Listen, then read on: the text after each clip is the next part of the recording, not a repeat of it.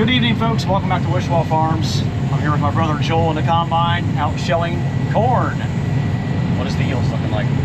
We're still on the perimeter right now, but it was showing like maybe 180, 190. This is where all the deer eat it, so it's only like 120. Yeah, the outside, when you open up a field, the outside rows along the tree lines are always pretty crappy. And moisture looks like it's right at 14.4. Yeah. I should have went for this earlier in the week. Yeah. It's starting to go down on us almost. I'll turn you around here. You guys can take a look at the corn down here. Really dusty. Looks pretty good right here. But we did see 200 bushel, nice. We did see some corn down the ground, and that could be deer damage.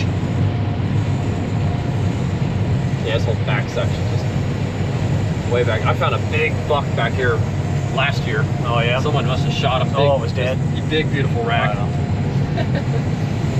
It's already 6:30 on a Friday night. We're just getting this cornfield opened up. We call this our north field. It's probably 10 to 12 miles, I'm guessing, north of our main farm.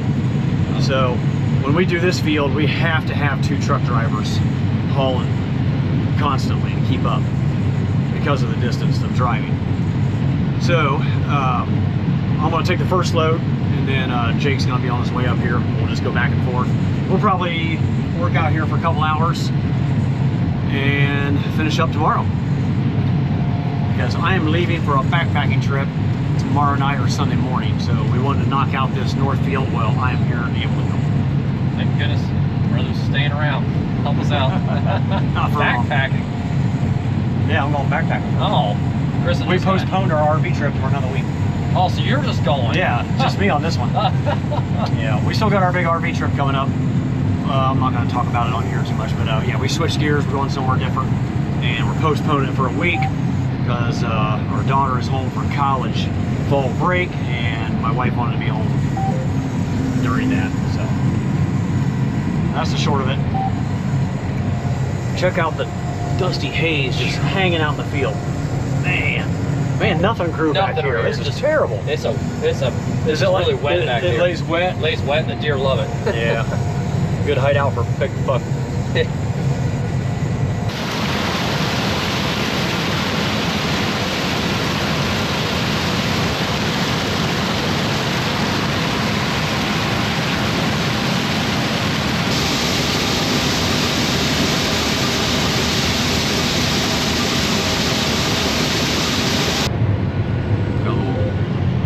Plug up going right there. Corn's not going in. Joel's adjusting the plates, you said? Yeah, the stripper plates. I haven't closed down because the stalks are pretty small, and that will you open them too much, then you lose corn. I'm trying to reverse it right now. It's just, I think it just ripped the stalk apart. It's cut in half. There it goes. It'll suck that down now.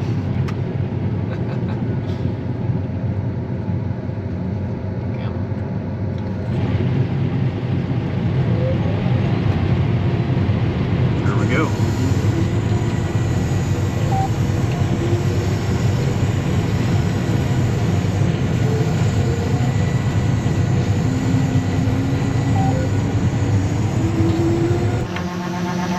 Hang on.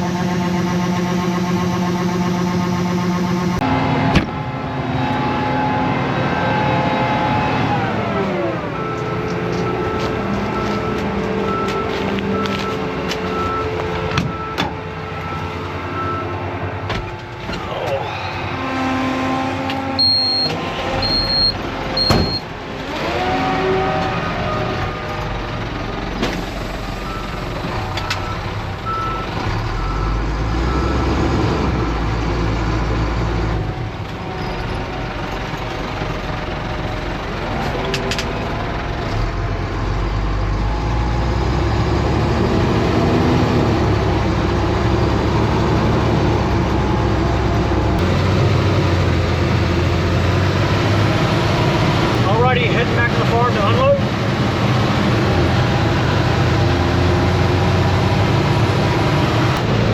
Looks like we're going to have a beautiful sunset tonight. There goes the sun.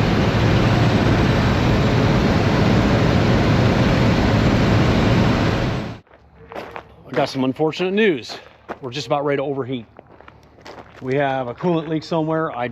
It was almost ready to overheat. It was up to about 220 when I pulled in, and 230 when I pulled up to unload. And I see coolant all over the fuel tank, and I see steam coming out of the hood. I could smell the coolant for the final few miles coming down the road, so I knew something happened. So I just shut it off right away before I overheated it really bad. And I'm sure we can get it unloaded, but I don't think we're gonna be running it anymore tonight until I figure out what's going on.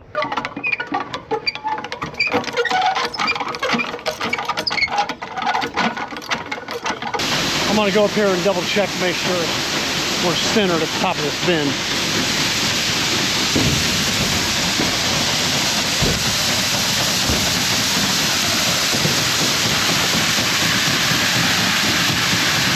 Yeah, I think it looks all right.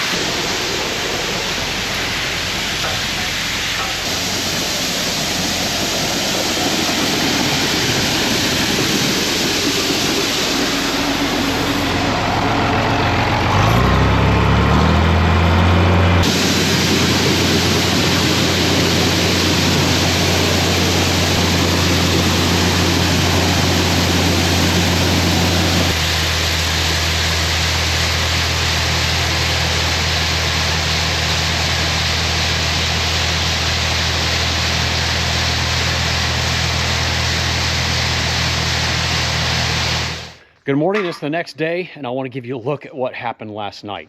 It was just so dark last night. I figured today would be a little better time to show you.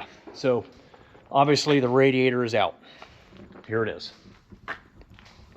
This thing is in bad shape, folks. Look at that. So many of the fins are missing. Hey Joel, where was this crack? And we found a big crack. You can look through the light, see it right there. Wow. It goes, you can look at the bottom side. So there's a crack. You can probably see the light shining through it right there. It's about a 3-inch crack, and that's plastic. Oh my, that's up 4 or 5. Actually. 4 to 5 inch crack. Of course, it just had to happen to me when I was driving the truck yesterday. But fortunately, I was almost home. I was able to nurse the thing back into the farm driveway, get it unloaded, and put it in the barn here in the workshop to get worked on before it overheated. But I did have to shut it off and on several times while I was dumping the load of corn, so it didn't overheat. So here's what's happening currently. My mom and dad are about an hour away picking up a new radiator. Unfortunately, it's not exactly the same dimensions as the one we have out. It's about a 1/2 inch. I think it's about a 1/2 inch taller too, wasn't it? It's about 1.5 inches wider than this one. And no, I think it was 1 inch shorter. It was 1 inch shorter. Yeah, 1 inch shorter. So there's not much we can do about it. We're gonna bring it back and try to make it work. I just have to weld on some brackets or something. Yeah, if we have to weld on a bracket or whatever we have to do to get this thing up and running, because we've got corn that is drying down fast and we need to get it hauled while the weather is good and while I'm here to help. So we're hoping it's 10:30 right now. We're hoping by 1 p.m. we can have this thing back together and running and back to shelling corn so we can get this field done. It's raining. So we never did get the truck running. We couldn't find a radiator anywhere that was open today because it's Saturday. We did find one, but they couldn't get into the warehouse. It was all locked up. It's a whole long story. Anyway, since it's raining up here at the North Field, Joel's bringing the combine back to the home farm, and we're gonna run some corn at the home farm. And believe it or not, it's not raining there. 10 miles down the road, it's dry as a bone, so that's where we're heading. Let's see what we can get done today. Well, even though we got rained out, we are back here at the home farm harvesting again. It's now getting dark. Joel has been harvesting around the home farm here, so we're able to get by with one truck. But here's the truck that we were trying to get fixed today. We found a radiator down in London, Ohio, less than an hour away, but they could not get into the warehouse.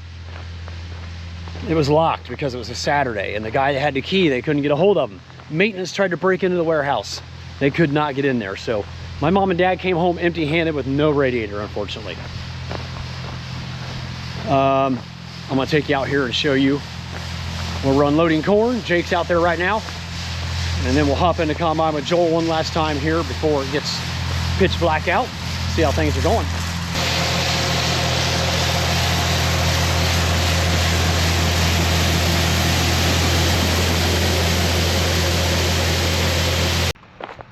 Jake's empty. He's heading back down to the field for another load. And I'm gonna drive down separately, hop in the combine with Joel for only about 5 minutes because I want to get home for the Ohio State Buckeye game tonight. Buckeyes are number 2, Oregon's number 3. It's gonna be a good one.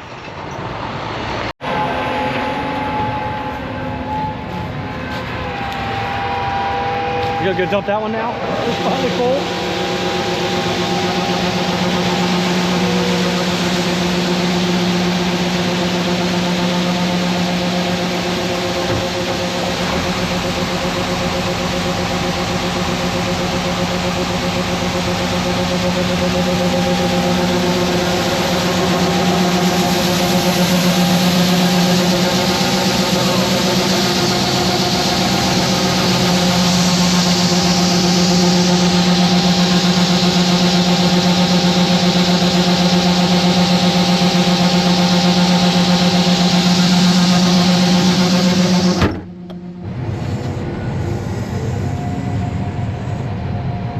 Actually see. Yeah, that kind of makes it worse, I think. There we go. It's dusty. Yeah, that is a lot of dust. Holy moly. They'll go away here. Should get a little bit better here in a bit. It's worse going this direction because the wind just sits. It's behind. The wind's behind us right now. So we're running. It's 240 right here. Yeah, 240. Wow, that's not bad at all for our rocky hills here in Ohio. Moisture 15. You've been seeing mostly 14s, 15s on the moisture? Yeah, a little 16 and a half. Good enough for me. Yeah. I stored a bunch last year as an experiment. It thankfully worked out. Turn this down a little bit. There we go. See how, oh. I gotta be careful. I got this LED light on here, and if I blind Joel, he won't be able to see what he's combining. Yeah, there's no GPS for corn. Oh, really? Yeah, I got this for the beans. Yeah, just for beans. Okay, I didn't know that. Yeah, you can get like feeler gauges, feelers or something. Okay. Because you have to stay within the rows. So if we had like perfect planting GPS, we could probably line things up. But now, do you think these guys that have 12 row or even 16 row, you think they're all set up with GPS? I don't think so. Really? Talk to people that I don't know, like so it's mainly just beans. Yeah, mostly beans. Yeah. What was I gonna say? Oh man. Something about feelers? No, beans. I was just talking about moisture. Not that important. Last year it was all 60%. I stored in my bin all the way through summer. Wow. At 60%, which if you look at the charts isn't really recommended. But I cool it down to about 35 degrees in the wintertime, and it'll stay cold. Just a couple feet in, they'll stay that temperature all summer. Right? Oh, the top, it was a pretty hot summer, so the top started getting hot, and I have moisture cables every 2 feet. It's helped me the temperature and the moisture, and the temperature got up to about 100. In the winter time? No. Oh, in the summertime, it got the corn about a foot and a half down. Wow. Started getting pretty high temperature. I was gonna let John know that Oh, there's John, my brother. He was wanting the kids wanting to ride. Oh, you need me to get out? Yeah, probably. Yeah. If, that's fine. I'll just walk back. Okay. Alrighty, guys. Say goodbye to Joel. He's gonna keep on harvesting here for another hour or so. Yep. I'm gonna go back and watch the Buckeye game. So this is my brother John's place. He's brought 2 of his little kids out here to ride.